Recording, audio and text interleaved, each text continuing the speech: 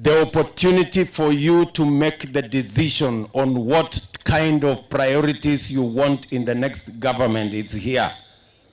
You can only make those choices if you have the power of the vote.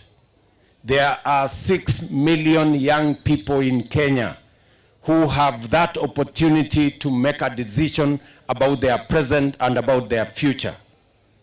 But that decision is going to be made by others if you do not have your vote. I am asking every young person, wherever they are, to know how important it is for them to have a voter's card so that they can make a decision about their present and about their future, so that they can choose the priorities of the next administration. We are telling them our priority will be to begin with the jobless young people, from the bottom going up.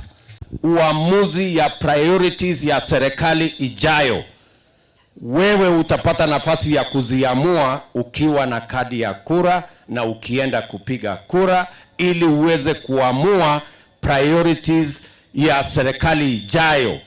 Priority ya kukupatia kazi kabla ya kutafutia viongozi vyeo. Hiyo uamuzi utapata nafasi ya kuitekeleza ukiwa na kadi ya kura.